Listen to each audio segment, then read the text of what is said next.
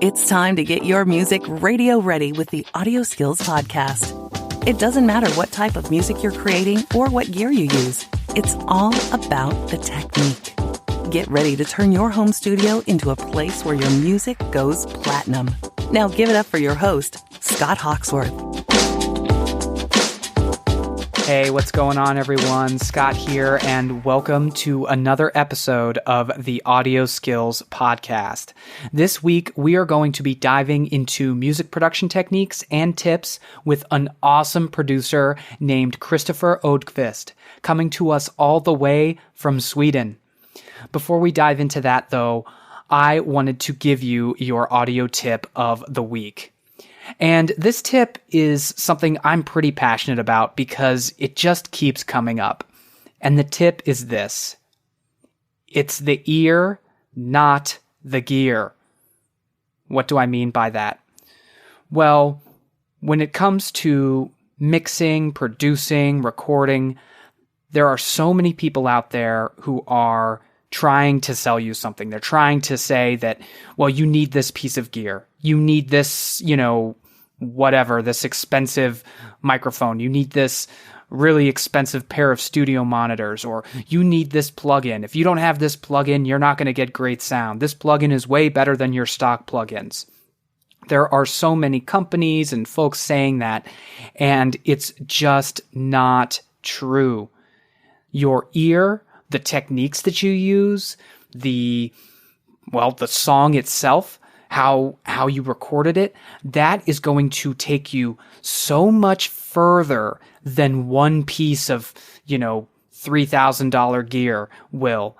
And it's frustrating to hear this over and over, people kind of shilling this gear idea, this plugin idea that you need to have the most expensive plugins and all this kind of stuff, because it's really, really disheartening to a lot of folks out there. And I know it was disheartening to me when I first started. The idea that, I need to invest, $5,000 into my studio when I've never even mixed a song. That's like, well, why would you even do that, right?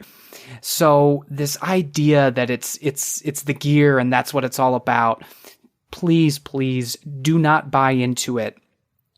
Now, of course, you want to build out your gear when you can. You want to build out your studio. Not only is it helpful to, have multiple options for microphones and things like that, and have access to multiple plugins and stuff like that, but it also is, good to do because it's a hobby, right? And this is a hobby and this is something people get passionate about. But that doesn't mean that if you don't have that specific mic or that specific speaker or that specific compressor, that for some reason you can't get good sound. So ultimately, that is my tip, is just remember that it is your ear, it is your skills, and it's not about your gear. And don't get discouraged if you don't have the finances to get that fancy piece of equipment. Work on it. Build your studio piece by piece and save up when you want to. Sure, that's great.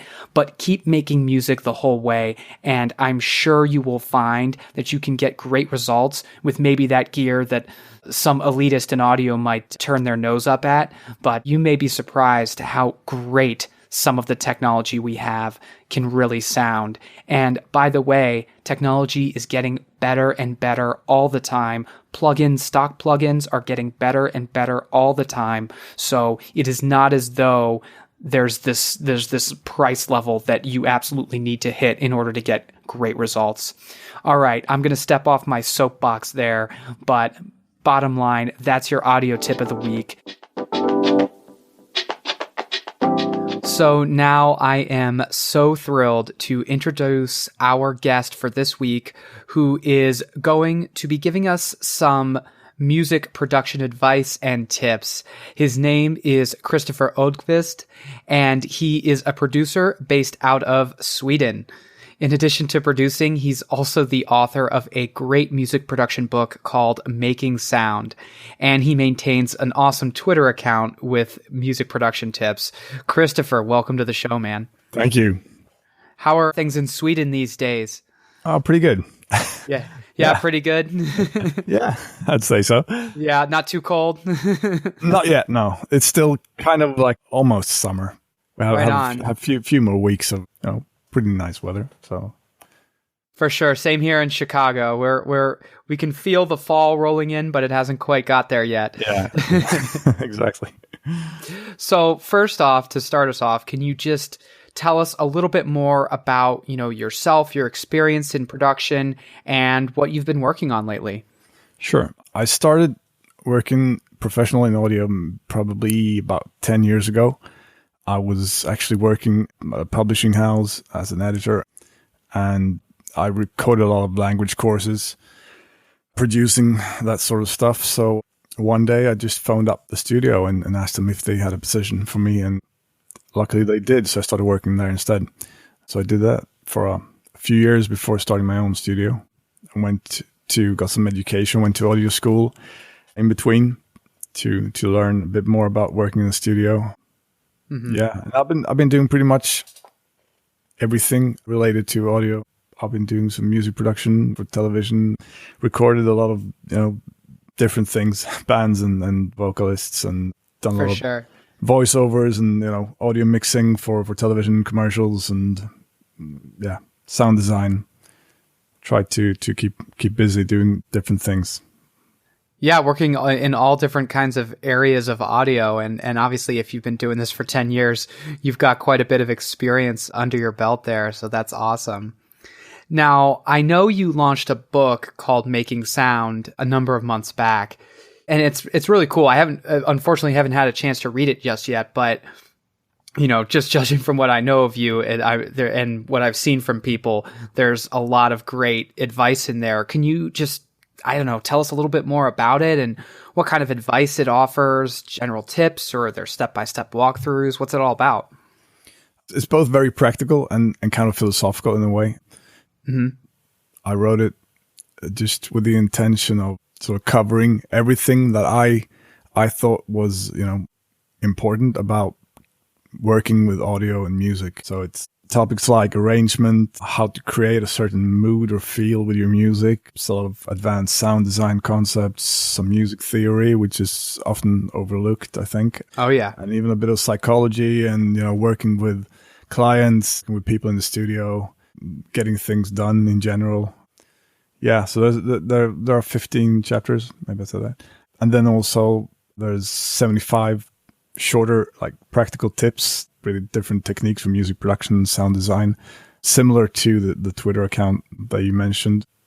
But obviously I can I have more than 140 characters, so I can flesh it out a little bit more. That helps, yeah. Yeah, that helps. That's basically what it's about. And there's a second edition coming as well. So I'm adding, I think it's going to be 4 more chapters. So it's coming before New Year, which is really exciting for me and hopefully for some other people as well. That's very cool. And I think it's so important that, it's so great. And, we'll cover some tips and things in a bit here, but it's so great to have like suggestions of, here's how you can get a cool sound with a compressor or do this kind of thing. But, talking about some of things like music theory or psychology and working with people and things of that nature, to me is sometimes overlooked, because it's one of those things that when you're making music, especially if you're working with people and you have to communicate and sort of draw the best out of them and get the best out of yourself, that's key. But also just, getting motivated and doing something where you're creating and making art. It's not so simple as, here's a technique, just use it, right? Yeah, absolutely. So getting on to the Twitter account, which I've mentioned a few times already, I'm a bit obsessed with it, but I just think it's so great. And we'll have a link to the Twitter account in the show notes, but it's basically you are constantly sharing great music production tips. And of course, you're limited by your 140 characters, but you do it pretty well, I think, kind of getting across some things to try. I'm curious, what was your inspiration behind it? And do you have maybe a couple of your favorite all-time tips or techniques that you could share with us? Sure. The inspiration behind it, the inspiration came from working, basically. I came up with some techniques work in the studio that I hadn't seen anywhere else before. And I'd been on the internet, so many hours on Gearsluts and Oh yeah, blogs and so I came up with some stuff, and I thought, okay, this is really interesting. I got excited by it, so I thought maybe other people want to read about this. So I started doing like a blog on my webpage with my studio homepage, but didn't get a lot of traffic there. So I tried different social media platforms like Instagram and I think Twitter was just the perfect match. For me, it's just really great because I'm not wasting anyone's time. I'm just, going straight to the meat. Exactly. And people, they read a few sentences and they come away with something, hopefully inspiration, hopefully something that will spark their creativity. So, I almost instantly got a lot of great feedback. And that really started everything for me when it comes to writing about music production. I was contacted by Dan Commerchero from the Pro Audio Files, and he asked me to start writing for him. So I did that. I still do occasionally. I wrote maybe 15 articles for him, and that was the seed, for me to start working on the book, because I wanted to have more. I wanted to be able to go a bit deeper than those articles. I wanted to, write about concepts that maybe took a bit more to get into than what you normally can write about when to compete in the Facebook feed. Oh, for sure. Yeah. So that was something that was definitely how it started for me. Right on. So now, do you have a couple of your favorite all-time tips or techniques that you might have tweeted about on your Twitter account there? I have a recent one that was really popular. It's about going through your old unfinished projects and using them as basically a sample library, just sampling your unfinished tracks, going into the sessions and just finding little nuggets there and using those as samples in new productions. I love that. Yeah. Because that's the great thing in so many ways, because it gives meaning to all those unfinished projects that sort of are kind of a burden on you. Right. Yeah. So that's one. And one of the first ones I did, I do tweet that still occasionally, is the transient designer tip to use on like shaker loops and percussion loops, so you can automate a transient designer to mimic like velocity layers. So if the intensity goes up in the music, you can follow you turn up the attack on the transient designer and it sounds like someone's shaking the shaker harder, which sounds a lot more natural than just doing like volume automation following the song. And that's really cool. You can do that on drum loops and like conga loops and stuff, and it sounds very natural. So that's one of my favorite ones. That's awesome. It's one of those things when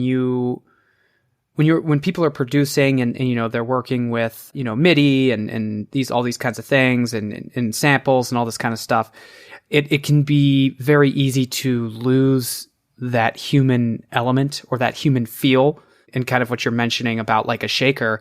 I've performed in bands, and when we were really getting into it in the chorus, my wife, she had the shaker and she'd start going, really, really shaking it. And so using something like a transient designer to really, improve that and bring that out and introduce that feeling, which is what we're all trying to create with music. That's huge. Mm-hmm. Yeah. That's one of my favorite ones. Another one is doing like a kind of vocal exciter thing. Is you duplicate the lead vocal track and you pitch shift it up one octave, and you just sort of sneak it in there very subtly, so you can get a bit more excitement in the top end, and it will help the vocal really cut through the mix as well. And would you do this for the entire vocal or just for a section? I've done it for an entire song, and it's the kind of thing like that you sometimes, the way you talk about reverb, that you don't really want to hear it, but when you mute it, you feel it. Something goes away. Yeah, and that's very much how I use this technique. So I don't, when I listen to the finished, when I listen to the mix, I don't hear that. sort of, extra, that high octave vocal. But when I mute it, it just sounds really dull, and there's no really excitement in the high ends. So that's really cool. And you can, if I usually do like 4-month compensation, so it doesn't sound this sort of Smurf kind of thing. I mean, you can get away with that because it's used so subtly, but usually I do the 4-month thing, so it sounds more natural. For sure. I love that. So when it comes to programming drums, a lot of people have frustration. We were just kind of talking about the idea of wanting to be realistic and natural and all these kinds of things. And people have frustration creating drums that get that sound great but realistic, or maybe they're stuck to the grid or whatever it is. Do you have any advice or techniques for approaching drum programming to get great results? Yeah. One thing, like if you're using a virtual instrument like Addictive Drums or Easy Drummer, one thing is just turn down the velocity, because the velocity always seems to be too high and it doesn't sound natural. So I turn it down and I add some compression, and they usually make the drums, sound a lot bigger as well. That's a general tip, actually. If you want something to sound huge, just strike it less hard and compress it instead, or turn up the volume, because when you hit a drum really hard, it goes like it doesn't get the resonance and everything it needs to feel really big and yeah. So that's one thing if you're using virtual instruments that I like. When I program drums, I like using ghost notes. Use like a low velocity or a sample that is sort of, you can sort of filter out some of the high end so it doesn't really cut through as much. And what I do is usually I do like a 30-second note grid and just start messing about, just sort of drawing them in there. And I listen to it and I keep the ones that sort of sound good, that sort of create a groove, and I build off of that. So that's something I really like doing. And also, playing live with a MIDI controller is always a good idea to learn that. And you can always, you can quantize it maybe like 75% or something. So you get a bit of human feel in there.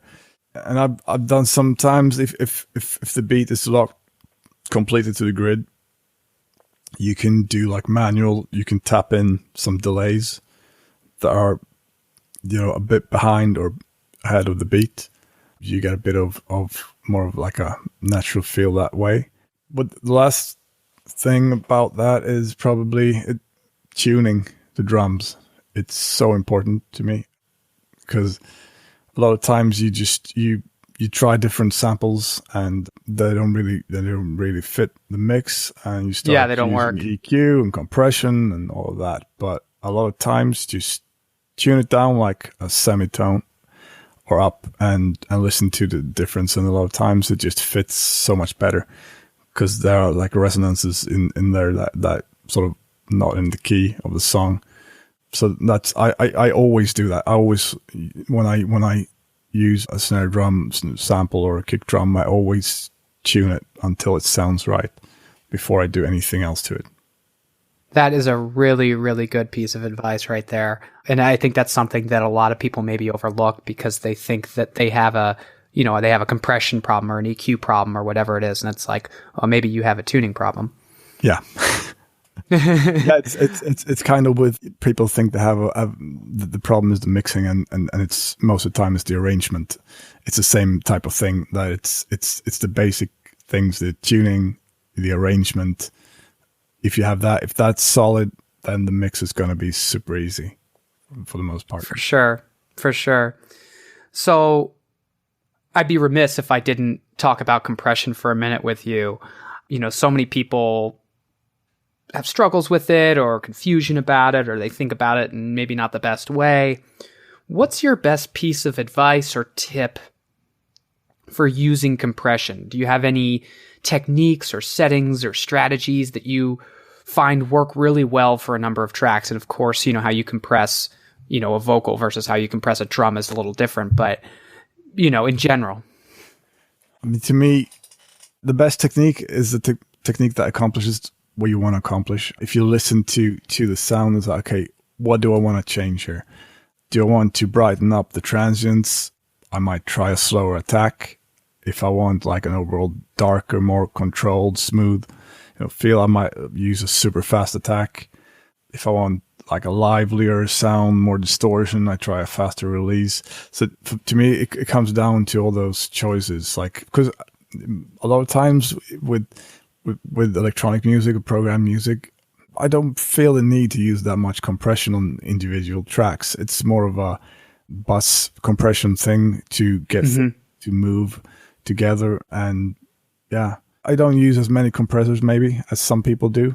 I really want to have a good reason to put a compressor on something. Sometimes it's just for color if you use that sort of compression. But I tend to use more like saturation for that than compression. And saturation and distortion it's a kind of compression. It's a pretty aggressive form of compression. So I use a lot of distortion and saturation. So that definitely gives me less need for using traditional compression. Yeah. For sure. Yeah, that makes a lot of sense, to really think about, okay, what are you trying to do and what do certain compressor settings tend to give you? And, you kind of listed off some good points there, but then the other thing I would challenge people to do is, just open up your compressor and start playing with it and see what happens to the sound as you adjust that release time or adjust that attack time, and see the different kinds of things, because that's how you will hear and you'll learn, what those compressors can do. And then you'll know, okay, if I'm trying to achieve some goal, now I can use the compressor and I know exactly what I'm trying to get at. That's really key. So, okay, talked about compression's cousin, sibling, I don't know, EQ. So what's your best piece of advice or tip for using EQ? Do you have any, techniques or things that you find work really well for you? I like using like not so steep filters. I like using maybe like 6 dB per octave, maybe 12 dB, or use a shelving filter instead of using like a really steep filter, because one, you get a lot less phase issues. You'll mess up the sound a lot less. And also if you tend to high pass a lot of things, which I guess most people do, they clean up the low end. I think it's a good idea to use like a 6 dB per octave filter, and you can go up pretty high without getting too much separation between tracks, because that can sound really hollow and kind of not very engaging. You need to have a bit of overlap between the frequencies between different tracks.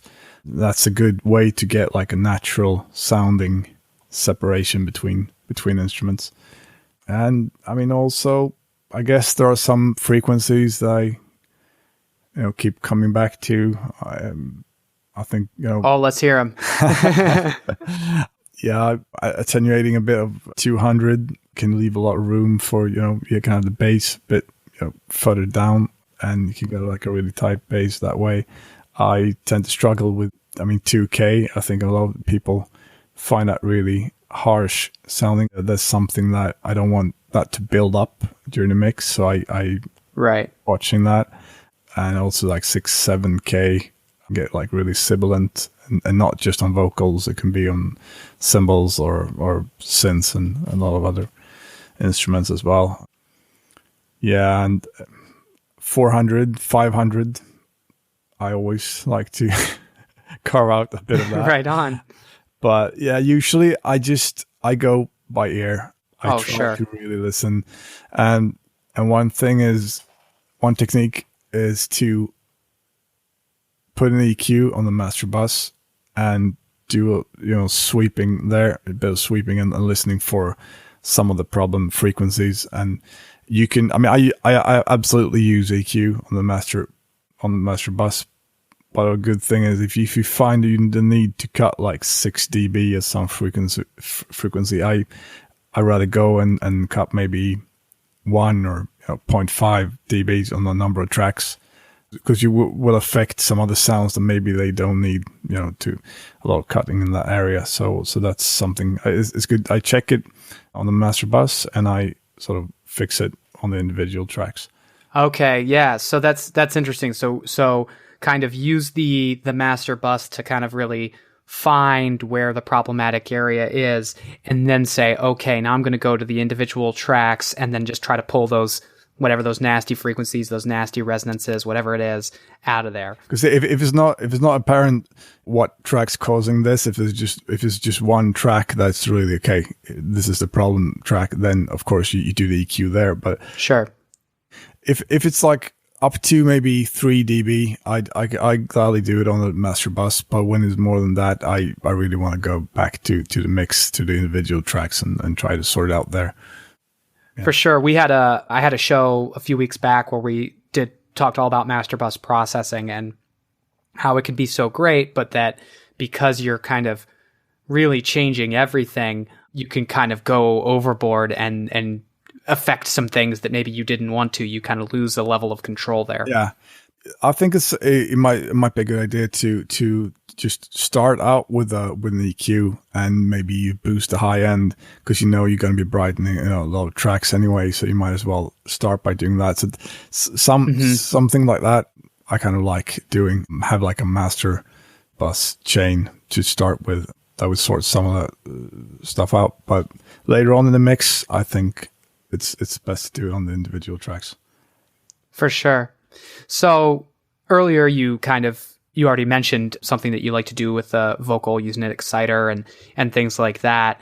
I'm curious, what other tips or advice would you have for producing a vocal, be it, other pitch shifting, chopping, whether you're compressing it or EQing it, and getting great results? Yeah. I like to use a bit of compression on the way in, because it just sounds better, or you can have it in your headphone mix. In the perspective of a producer, coaching the vocalist is really where it's at for me.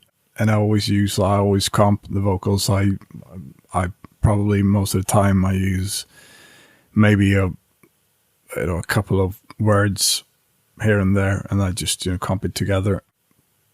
And I don't really like to use a lot of, tuning, like Melodyne. If I don't have to, I don't do it by default. I listen to when it's really needed. But it's... For sure.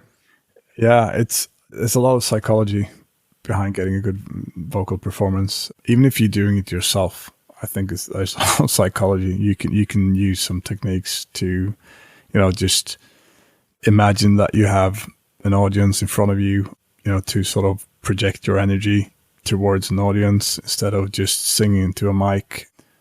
Mm-hmm. Is really helpful, because it's about mindset most of the time, and do some good warm-up exercises. I think it's really important, and yeah. Yeah, for sure. No, and so much of a great vocal comes from the performance in my mind. And I think so many people kind of overlook that. They're really excited about producing and mixing and all this and that. And they maybe overlook the idea that it's like, well, if you get a great vocalist sounding great, who's warmed up, has great energy, that is going to take you so much further than any amount of EQing or automation or all these other kinds of things, really could, because that performance, the core, the soul of the track, if you would, is going to be so much better, right? Yeah. I really don't know how to save, a bad performance. That's just, to me, you can bury it under a lot of effects and where you can, arrange it so it's not as prominent, but it's, a good performance is needed if it's going to sound good in the end. Definitely. Absolutely. So I have to ask this, because I know so many people, they want recommendations and they want to know what, the pros are doing, what they're working with. So what are some of your favorite plugins currently? And, do you have any go-tos that if you were marooned on an island and you had to produce and you didn't have this plugin that you'd cry? I tend to use less and less plugins actually, but I love it. A couple of ones I use, because I used to use so many different EQs and compressors, and now I use, like, I'd say 70% of the case I use FabFilter Pro Q2 EQ. Really, it's very good, transparent, natural sounding EQ. And I use the Muke compressor from Klanghelm, just kind of a tube emulation, 3 different tube compressors. And that sounds really, really good. I use that a lot. And you can use it for saturation as well. There's like a distortion knob on it, or actually 3 different ones, because there's one for each compressor. So I could probably mix a record with, those 2 and an EQ and delay and a reverb, and I'll be happy. You'd be pretty happy with it. Yeah, I think that's, and the rest is just icing on the cake. That's just gravy. Yeah, that's awesome. And I think it's interesting. A podcast I had a little bit ago, I was talking with my guest about just the fact that, sometimes we have all these tools and these plugins, and there's this temptation to just keep throwing stuff on there and being like, oh, I'm going to make this amazing thing. But you don't necessarily need that. You can really get some great results. I mean, think back in the day, back in the 60s and stuff, when people were making great sounding records and things like that. They didn't have 15 different compressor plugins and all these different things. It was about the basics. So it's always interesting to hear, when I ask that question. Yeah, I've got some plugins I use, but, Cristofer, you make a great point in the sense that it's like, hey, I'm actually using less and less now. Limitations are great, but I mean, of course, I like using a lot of different tools when I can. Oh, sure. Well, if you got the tools, it's fun to use them. But I guess the point is, have a few really good ones. Yeah, that's all you need, and the rest is, you can create, more variation, and you can, and it's fun, to use different tools. It's fun to use. I used analog tape today, and not because I need to, just because I enjoy it, and it's, it inspires me. So, yeah. Dude, I love that. That's awesome. Sure. So, okay. You mentioned at the top about your book that there's a lot of, maybe some psychology things and working with others. And I'm curious, what in your mind is the key to producing a great sounding track? I guess I'm wondering, what's your music production philosophy? The way I do it is, or my kind of philosophy, I guess, is just follow your instinct and your inspiration as far as it will take you. And then you apply your knowledge, like arrangement techniques, music theory, mixing techniques, all of that. Because that's usually, I think when you've done it for quite some time, you come to a point where you're not really thinking about what you're doing.